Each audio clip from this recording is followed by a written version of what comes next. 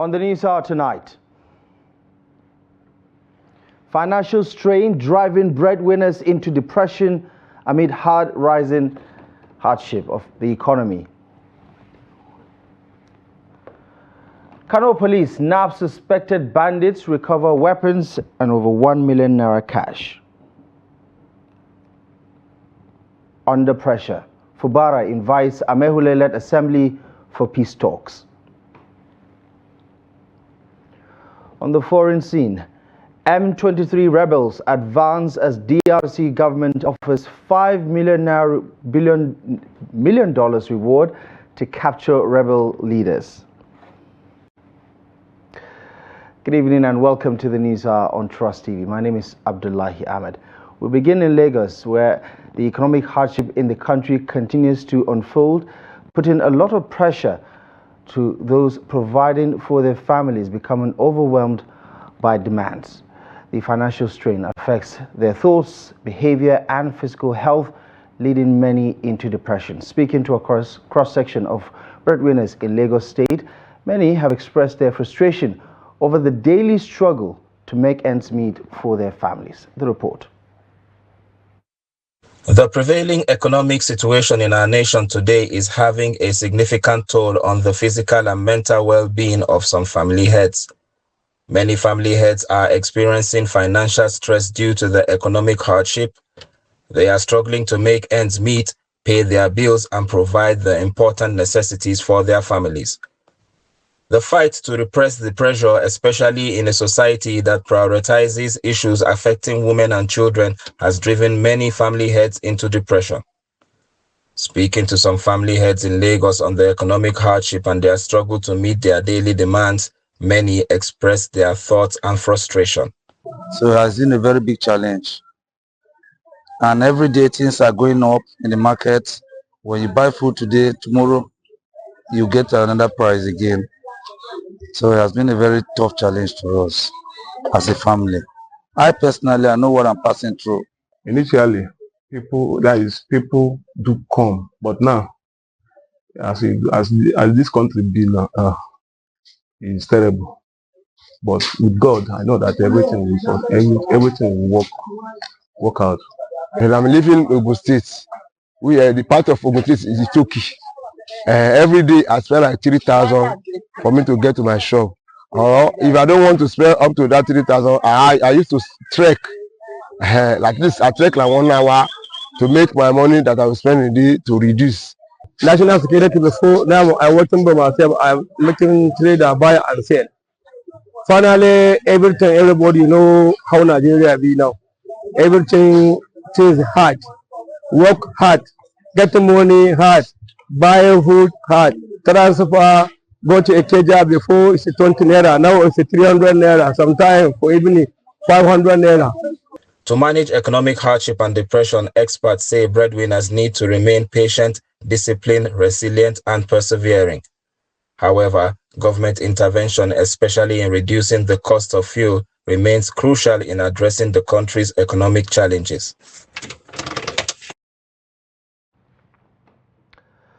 A 14-year-old girl, Elizabeth Peter, from Korokpa community in Paikoro local government area of Niger State, has drowned in the Chanchaga River while attempting to fetch water.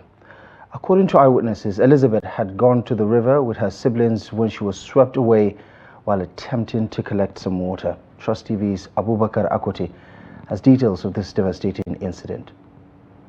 Elizabeth, an SS1 student at St. Andrew Academy, Tungamina, is one of many victims lost to the river. Residents said fatalities occur yearly due to deep pits within the water body.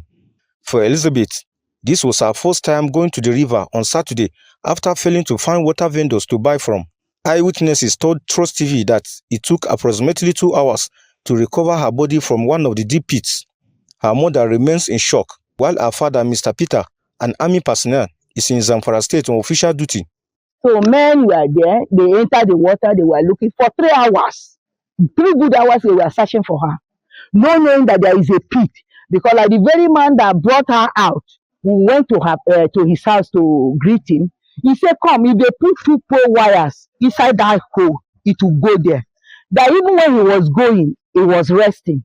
And on getting there, he saw her and brought her. They were coming, they were arresting, and he was pressing her tummy. She was vomiting the water. But the problem is that water has already filled her ear, her everywhere has swelled up. So he tried to bring her out.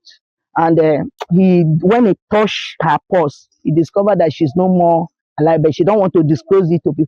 So when they came out, people rescued them and brought a vehicle and took her to IBB. On getting to IBB, they confirmed her death, and the corpse has been deposited at the mortuary. We don't have light. That is what caused this problem. No light and get water to wash. That's why they pack their clothes and go to river to go and wash. So, but you just say that is our time. Scarcity in this community, we are suffering because we don't even have enough pump, enough these people that are selling water. We don't have enough of them. And if there's no light, no water for us, it's only one people that have a well that maybe if you beg them, they can give you 1 bucket, 2 buckets for you to use. If not, we have terrible scarcity of water in Korokma. Every day we used to buy water 2,000 naira truck. Due to we live near the Fadama side. The people that they are living inside here, sometimes you hear 1.5, where some people cannot afford to pay that money. That is why you see some, they are going to the river to go and fetch water.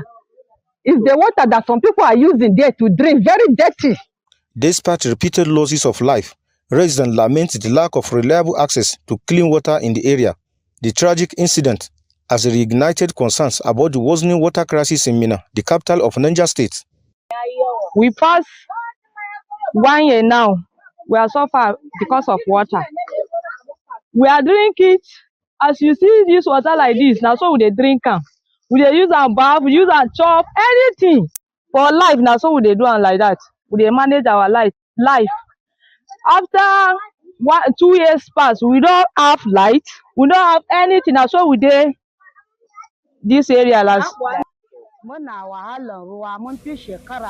This water scarcity has persisted for the past year.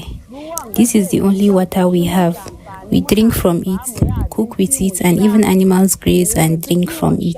At times, while fetching water, we see human feces.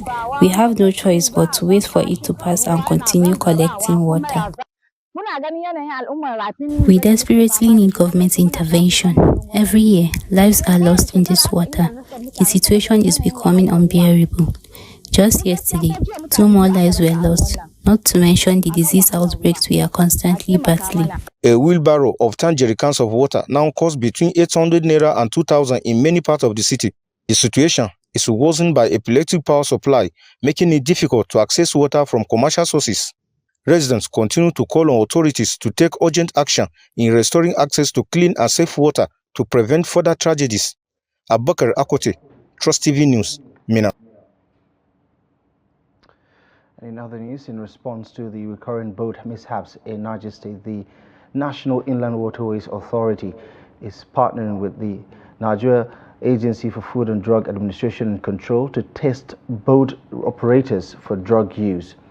NIWA Area Manager Akapo Adeboye announced this during a sensitization for boat operators, traders and farmers in Kacha local government area, emphasizing the need for stricter safety measures.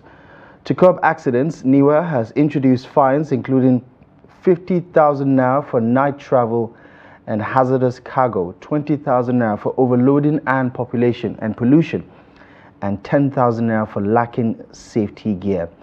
Inexperienced operators will face prosecution, while all passengers must now register in a cargo manifest before boarding.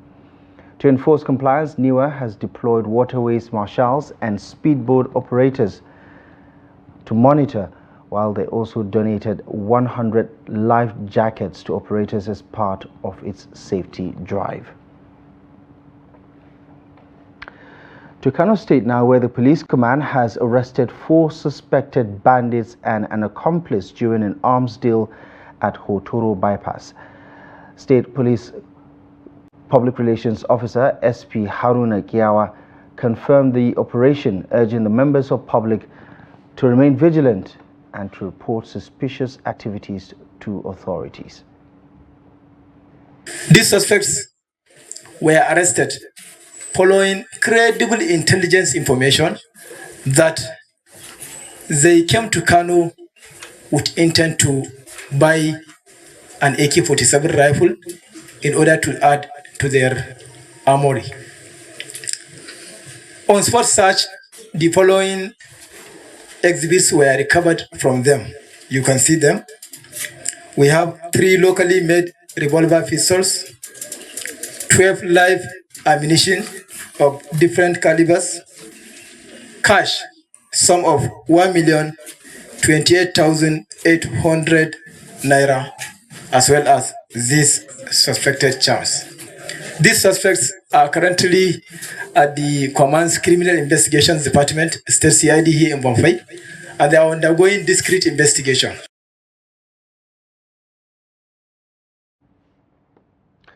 And in a bid to ensure a safe and secure learning environment for children in Jigawa State, the state government has launched the Safe School Initiative. The initiative was unveiled by Governor Umar Namadi at the opening of the Nigeria Police Force Strategic National Stakeholders Forum on the protection of schools and other learning places. Our correspondent Ali Rabiu Ali has more on the story.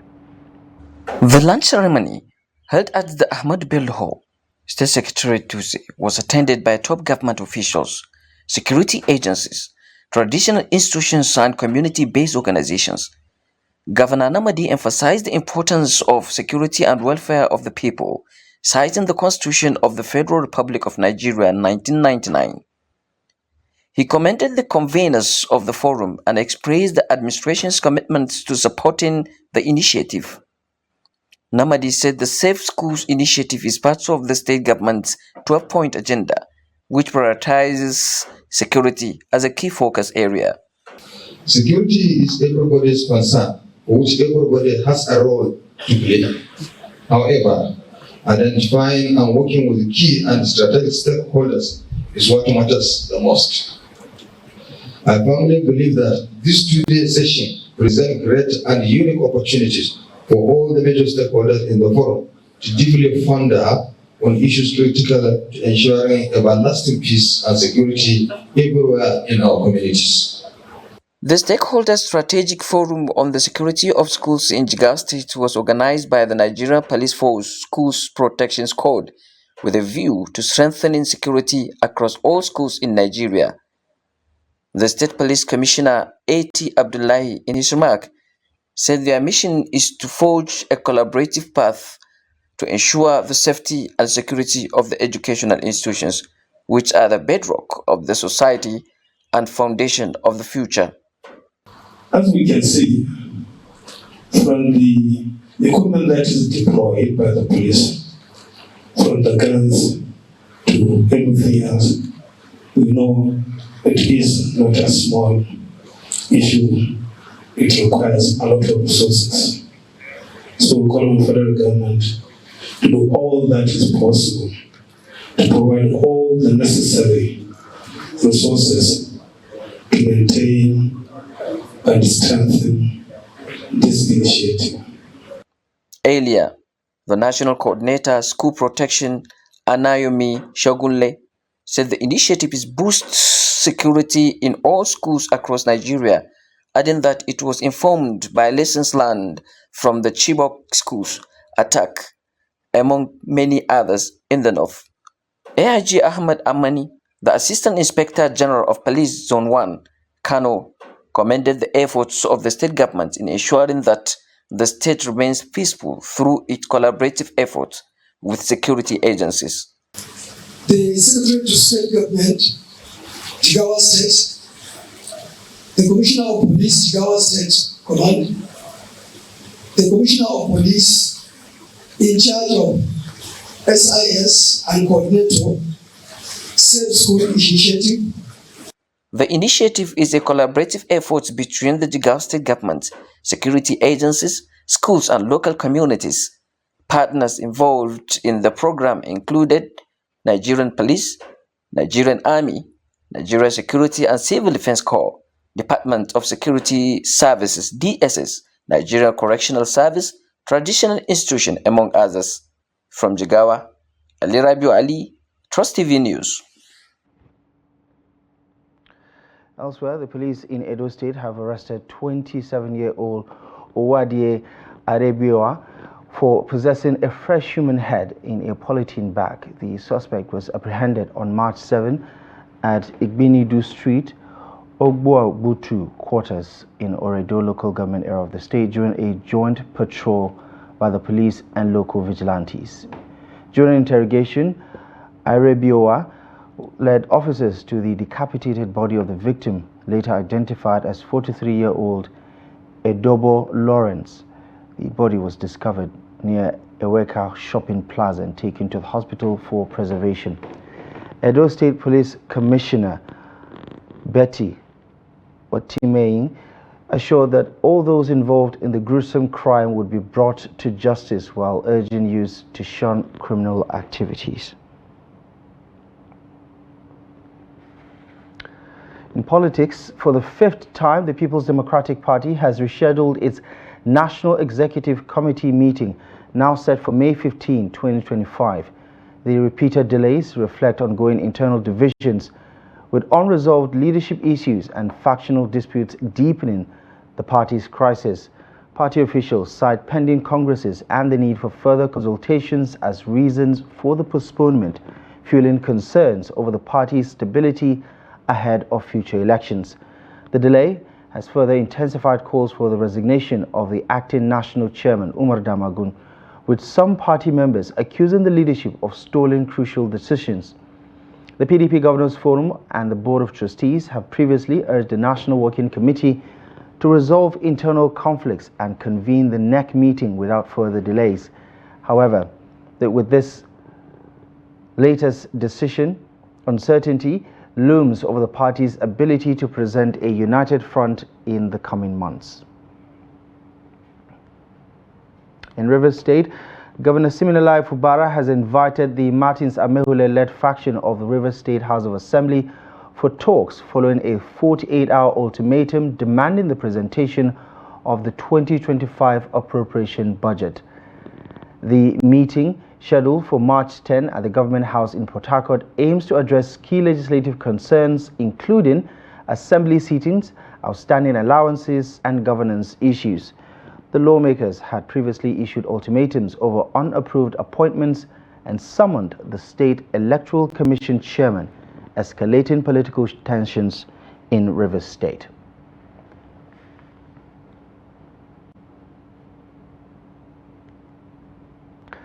The National Agency for Food and Drug Administration and Control has reassured Nigerians of the safety of foods, drugs and cosmetics.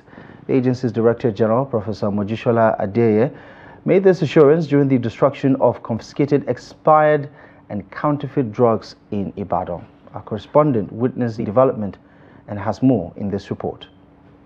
Findings indicate that expired drugs contribute to 35% of deaths in Nigeria, with other factors including self-medication, natural causes, and socioeconomic challenges.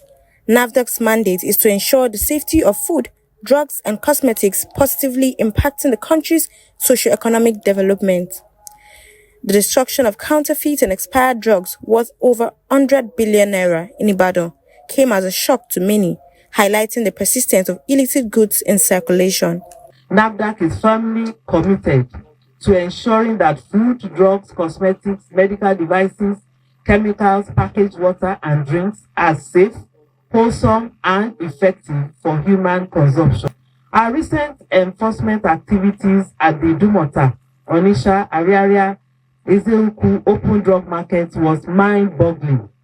The discoveries made of the presence of unregistered products, banned products such as N.a.b, controlled substances such as tramadol, 225 milligram, amongst others, which are part of the things making our country unsafe in terms of security. Meanwhile, NAFDAC Director General, represented by Yeduni Adenuga, Director of Narcotics and Controlled Substances, urged religious and community leaders to collaborate with the agency in the fight against counterfeit products. During this exercise, we went into those markets and we were screening each shop and brought out products that are unregistered, products that are banned like analgesic injection, controlled substances that shouldn't be sold anyhow, and antibiotics, antihypertensives, children medications, vaccines, very dangerous and important vaccines were all found in these very markets. And they were all evacuated because the market is not licensed to sell any of those things. They are not licensed by NABDAC, and they are also illegal structures. Additionally, stakeholders have called on the government to create an enabling environment for businesses, as economic hardship may be fueling the proliferation of fake drugs, food and cosmetics. Elsewhere, the National Drug Law Enforcement Agency has arrested Levi Chidebele Obodoeze as an auto part spare parts dealer 3 weeks after launching a manhunt for his attempted export of 2 kilograms of cocaine concealed in a vehicle propellers to Angola. Following the seizure at a logistics company in Aspanda Trade Fair Complex, Lagos, Angolan authorities arrested the intended recipient, leading to the identification of Obodoeze. NDLEA operatives tracked him to his residence in Isolo, Lagos, where he was caught trying to flee in a Kia SUV. A search of the vehicle uncovered 75.5 kilograms of phenacetine, a codeine-cutting agent disguised as semolina. Now, alongside a digital scale. In his statement, Obodoeze admitted to dealing in cocaine while running his spare parts business at Ladipo Market in Mushin, Lagos State. Meanwhile, at the Murtala Muhammad International Airport in Lagos, NDLEA operatives intercepted cannabis-laced candies from the United Kingdom intended for sale at a kiddies mart in Surulere, Lagos. The recipient, Adedamola Taylor, was arrested along with store operator Murusat Lawal. In Shibiri Ojo, 2 suspects, China Michael and Igbo Ekene, were arrested with 128 kilograms of Ghanaian loud hidden in a truck. Another bust in Mushin led to the arrest of 3 suspects with 301,600 tramadol pills. Elsewhere in Kano, 65-year-old Yahya Haruna was caught with 19.2 kilograms of skunk, while in Abia, 37-year-old Blessing Okoronko was found in possession of 442,594 tramadol pills and 1,274 bottles of codeine. In Benue, 2 suspects were intercepted with 50,000 tramadol and Exol 5 pills, while in Osun State, NDLEA operatives seized 162 kilograms of skunk with another 95 kilograms recovered in a separate raid. In Edo, officers destroyed 9,514.6 kilograms of skunk cultivated on a 3.8 hectare cannabis farm in Amaho community.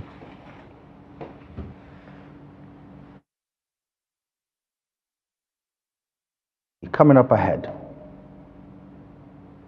Muslim lawyers, Islamic scholars defend Sharia panel's establishment amid public debate. Details of this and many more stories up ahead after the break. Join us again. Welcome back. Time now to take another look at our top stories. Financial strain driving breadwinners into depression amid rising hardship. In Kano, the police have nabbed suspected bandits, recovering weapons and over 1 million naira in cash. The Senate President, Godswill Akpabio, has cautioned critics against making uninformed remarks on Senate affairs, urging the public to understand parliamentary rules before engaging in debates. Speaking in Abuja while receiving the Niger Delta Ethnic Nationalities Youth Leaders Forum, Akpabio condemned misleading social media commentary, stressing that only those familiar with Senate procedures should weigh in on its affairs. His remarks follow the recent suspension of Senator Natasha Akpoti-Oduaghan, which he said was unanimously supported by lawmakers. The delegation, led by Jonathan Lokogberi Sr., raised concerns over the Rivers State crisis and sought Senate intervention in key regional projects, including the Coastal Road, the stalled Maritime University in Oron, and the Warri-Itakwe rail extension. Akpabio assured them of the Senate's commitment to regional stability and development, reaffirming President Bola Ahmed Tinubu's support for the Coastal Road project. The Supreme Council for Sharia in Nigeria's move to establish Sharia courts in parts of Oyo has triggered backlash from non-Muslim groups in the Yoruba region who argue that this development could threaten the state's peace. In this report, Trust TV's Noel Sampson speaks with members of the Muslim Lawyers Association of Nigeria on the legal standing of the panels and Islamic scholars on their potential benefits. His report. While Muslim lawyers give constitutional backings that support the creation of Sharia panels, some Islamic teachers also highlighted the benefits of the Sharia panels. Under the Constitution of the Federal Republic of Nigeria 1999, Section 37, 38, 39, and Section 40 talks about Islamic human rights of each citizen of Nigeria. So, for a Muslim, as a Sharia personal law, divorce, marriage, custody, and whatever is his personal right. So he doesn't need any consent from anybody to introduce that right, because as a Nigerian, he has that right to have a personal life as a Muslim wherever he finds himself in the country. Cannot be society without families. So meaning that government must make provision that will take care of the family need of every citizen. So whereas for Christians, there is a provision for their family life under the Marriage Act. For traditionalists, they have what we call customary law. Or either you are a traditionalist or you don't even believe in any religion. The customary law, the customary court is there for you. But for the Muslim of Southwest, Southeast, the law, the government did not make any provision. The importance of the Sharia panel is to solve the problem of Muslim families. Of the importance also, as we say, is that if it is properly managed, even the non-Muslims will now see the beauty of it, because it is all about justice. And nobody runs away from justice. Everyone wants where he will be had and given the right justice. According to Islamic scholars, the 5 major goals of the Sharia are the protection of sound religious practice, life, sanity, the family, as well as personal and communal wealth. The acknowledgement of sound local customs throughout the world is one of the 5 basic maxims of the Sharia, according to schools of law. Noel Sampson, Trust TV News, Abuja. Now the news: despite the construction and renovation of schools across Gombe State, residents of Galdimari, a community in Gombe metropolitan area, continue to struggle for quality education. Although the state government approved Galdimari Primary School back in 2018, the school still lacks proper classrooms. Recently, pupils were evicted from a rented building, forcing them to study under trees, inside a mosque, and even at the village head's palace, disrupting teaching activities and their learning process. Trust TV's Hassan Kohli visited the community and sent us this report. Here in Galdimari, education is under serious threat as young pupils struggle to learn without proper classrooms. The community has been waiting since 2018 for the construction of a permanent school building, but to this day, no classrooms have been built.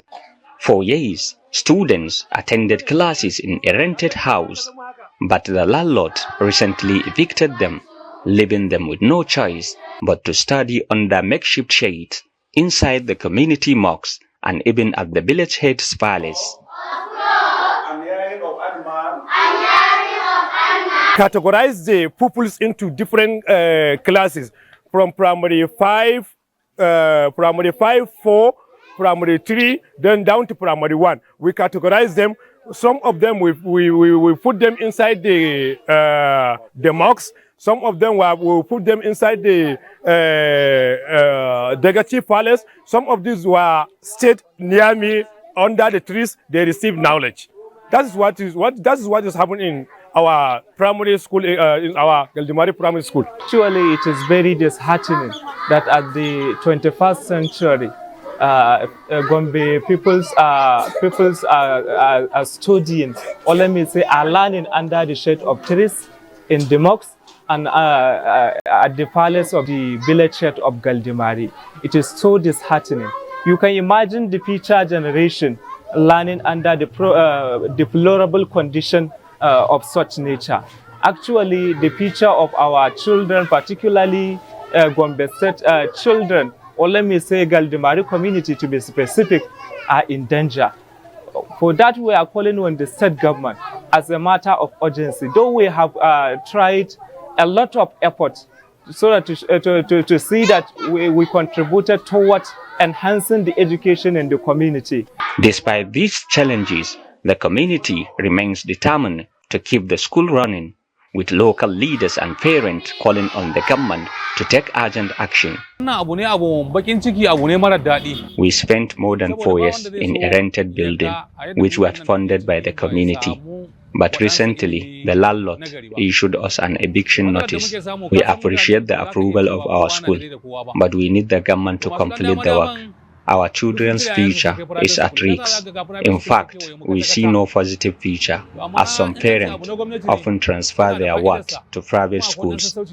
That's why we believe that building classes will help improve education here. With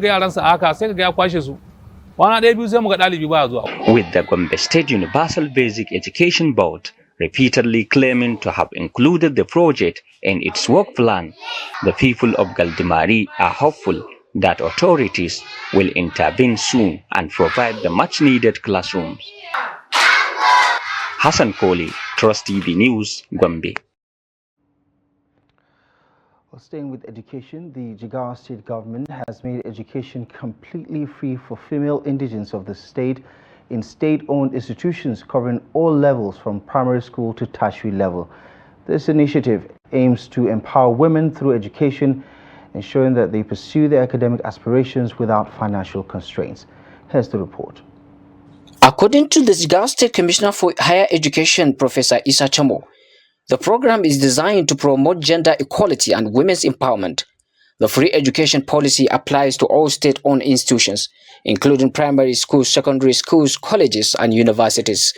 A lecturer at the Federal University Dutse, Dr. Amin Muhammad, analyzes the impact of free female education in the state. Especially in the civil service, if you go to our ministries, departments, and agencies, hospitals, we are lacking female staff. So if the education, especially the female education, is free from primary school up to the tertiary institution, this will help to have more female population in the classrooms. In his part, the director of Mega School Dutse, Aliu Shehu, said the initiative will enable female students to study various professions, including health-related fields. But still we are facing that problem where some men or some families cannot allow the female children to go and further their education. We are seeing very rampant increase in the enrollment of female education in primary and senior, from primary to senior secondary school. But when you go to universities, college of education, polytechnics, and other related institutions, you may find out still the percentage of people that can access university or tertiary education is minimal. Why? Because of cultural barrier. Female students at Mega School Dutse also shared their thoughts on how free education is shaping their future ambitions. Free education is very important in Jigawa State because some parents, they are not allowed to pay their children's school fees. Female education is free in Jigawa State from primary to PhD, and I want to be a gynecologist because we have gynecologists less in Jigawa State. That's why I have the courage to be a gynecologist. Our parents sent us to school because of female free education is available in Jigawa State, and from primary to PhD is free for a female. So that encouraged our parents to send us to school. By providing free education, the Jigawa state government aims to encourage more girls to stay in school, fostering an educated and empowered female population capable of contributing to community and national development. From Jigawa, Ali Rabiu Ali, Trust TV News. Staying with developments in the education sector, 207 secondary school teachers in Zamfara State suspended for truancy by the state government and for absconding from work and holding double employment have publicly apologized to the State Ministry of Education and the Governor of the state, Dauda Lawal, admitting their fault and seeking clemency. The Commissioner for Education, Science and Technology, Wadato Madawaki, received the apology letters on behalf of the Governor. He revealed that the ministry uncovered the misconduct during a verification exercise in September of last year. Following their suspension and withheld salaries, some of the teachers took to social media to criticize the PDP-led administration in the state, despite their own infractions leading to the disciplinary action. Madawaki described their action as unfair to the ministry, the government, the students, and the parents. He emphasized that the administration is committed to upholding quality education and ensuring accountability across all sectors. He noted that after realizing their mistakes, the teachers collectively wrote a public apology, pledging to abide by the rules and pleading with the governor for forgiveness. We are seeking apology from the Ministry of Education and our beloved father, the governor, please, that we are not going to make this kind of act or such act again, inshallah. The executive governor of Zamfara State, Dr. Dauda Lawal, is a father and a compassionate father for that matter. Therefore, I will not want to believe that His Excellency will want all these people to be removed out of the system. You are all teachers, you have experiences in teaching, you have the qualification, and we need teachers. However, you have not been fair to the Ministry of Education, Science and Technology. You have not been fair to the various parastatals that you have been serving. Most importantly, you have not been fair to your students for whom you have been recruited and for whom you are being paid to go and teach, and you have not been teaching them. You are also not fair to the parents of those students who have released their children, their wards, to come to school, and you have not been going there to teach those children. Therefore, this unfairness cannot be left to go unchecked.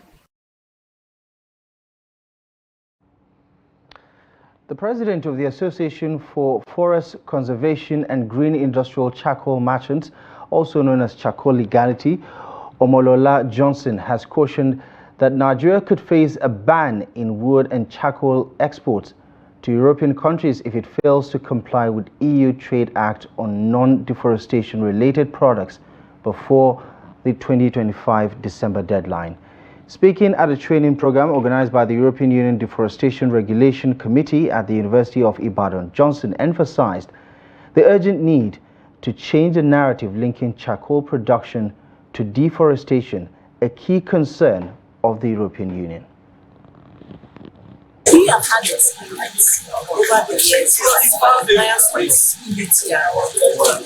which gave charcoal and edge standing requires legality, standard, and the certification. We all have come together to do this training, which will enlighten others to know how to go about regulations of forestry. Because you know that, okay, you can cut down. Apologies for the poor audio quality in that report. Moving along, the Nigerian Navy operatives from Forward Operating Base Escravos raided Otegele community in Warri Southwest local government area of Delta State on Friday night, dismantling 2 illegal refining sites. The operation uncovered 5,500 liters of stolen crude oil and 2,000 liters of illegally refined AGO stored in 1 oven, 9 pits and 28 polythene sacks. Commanding Officer Captain Ikenna Okoloagu said the raid, part of the Operation Delta Sanity 2, was based on credible intelligence. He reiterated the Navy's commitment to curbing crude oil theft and economic sabotage to enhance Nigeria's oil production. Just 2 weeks ago, Navy operatives deactivated 3 other illegal refining sites in the same area.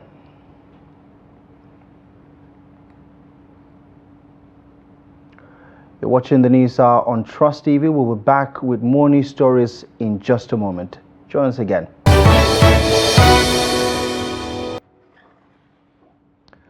Welcome back to the news, and thank you most kindly for staying with us. Nigeria and the United Arab Emirates are set to hold talks in the coming days to address the persistent challenges Nigerians continue to face in obtaining visas. The talks aim to resolve concerns over visa restrictions and strengthen diplomatic and economic ties between both nations. The decision was reached during a courtesy visit by Salim Saeed Al-Hamsi. During the meeting, the State Minister for Nigeria's Foreign Affairs Ministry, Dame Oduemegu Ojukwu, reaffirmed Nigeria's commitment to its partnership with the UAE, highlighting the deep economic connections between Nigeria and the UAE. Many Nigerians, particularly those seeking tourism visas, have faced challenges securing entry into the UAE despite the long-standing diplomatic and economic ties between both nations. To developments on the international scene, the M23 rebel group has expanded its territorial control in the Democratic Republic of Congo, seizing key cities Goma and Bukavu, while pushing deeper into resource-rich North Kivu province. Security sources report the Rwandan-backed rebels have now reached Yabiondo, a strategic route leading to Wakikale, home of the country's only industrial mine. In a major setback for the Congolese army, Group Kabido, a long-time armed faction, has defected to M23, blaming the Kinshasa government for, quote, mismanagement. This defection further weakens the already embattled national forces. Meanwhile, escalating violence has forced schools and hospitals to shut down, displacing over 100,000 people, according to the United Nations Office for the Coordination of Humanitarian Affairs.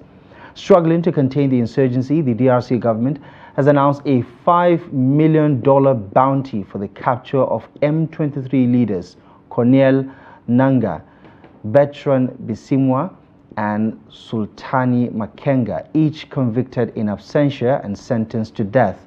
An additional $4 million reward is being offered for information leading to the arrest of their accomplices. Since January, more than 7,000 people have been killed in the conflict, with civilians bearing the brunt of the casualties.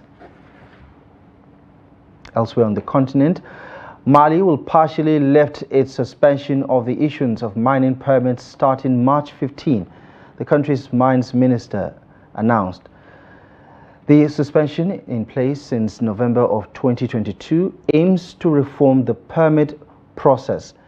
The easing follows efforts to clean up the mining register and implement the 2023 mining code, which raised taxes and expanded state control over mining assets. Authorities now accept applications for permit renewals, transitions from exploration to exploitation, and exploitation permit transfers. However, new mining permits and exploration permit transfers remain on hold. Mali, one of Africa's top 3 gold producers, relies heavily on mining, which supports over 2 million people and accounts for more than 80% of exports. However, concerns persist over unregulated mining profits funding terrorist groups in northern Mali. Tensions also remain between mining firms and the military government, with demands for compliance with the new mining code. Last year, authorities seized 3 tons of gold and detained employees from Canadian firm Barrick Gold over disputes with the government. To sports now. Dr. Ademola Are, the president of the Nigerian Rugby Football Federation has been elected the first vice president of the Union of West African Rugby Federations in a landmark election held in Abidjan, Côte d'Ivoire. The gathering, which included rugby leaders from Côte d'Ivoire, Mali, Burkina Faso, Benin Republic, Togo, Ghana, Niger and Senegal, focused on enhancing sub-regional sports diplomacy, expanding competitions and strengthening rugby in West Africa. Côte d'Ivoire's Lucas Nogbo Kore was elected the president, while officials from Burkina Faso, Mali, Niger, Benin Republic and Ghana also secured key roles. Dr. Are expressed enthusiasm for the future, pledging to support initiatives that will drive rugby's growth in the region. He also emphasized that his election would create opportunities for young Nigerian coaches, referees and players to benefit from international rugby development programs. Accompanied by the Nigeria Rugby Football Federation General Manager Aziz Lawal and CEO and COO Tunde Delu, Dr. Are reaffirmed Nigeria's commitment to advancing rugby in West Africa, marking a new era of collaboration and progress for the sports. Talking Nigerian football now, Rivers United secured a crucial 1-0 victory over Niger Tornadoes on Saturday, closing the gap to 8 points behind league leaders Remo Stars. Samson Obi netted the winner in the 81st minute. Meanwhile, Remo Stars suffered a 2-1 defeat to Bendel Insurance at the Samuel Ebomudia Stadium in Benin City. Meiwa Orisemeime struck twice for Insurance, while Arinze Anakwe scored for Remo Stars. Despite the loss, Remo Stars remain on 54 points from 28 games, with Rivers United trailing behind with 46 points. In another upset, Ikorodu City stunned Lobi Stars with a 1-0 away win, courtesy of a Shola Adelani goal in the 81st minute, propelling them to third place in the standing. Well, that is our offering for you on the News Hour tonight. Thank you most kindly for joining us. Feel free to stay in touch by following us across our social media platforms. You can also visit our website, trusttv.com, for the latest news, programs and documentaries. My name is Abdullahi Ahmed. From myself and the rest of the team, thank you for your time and good night.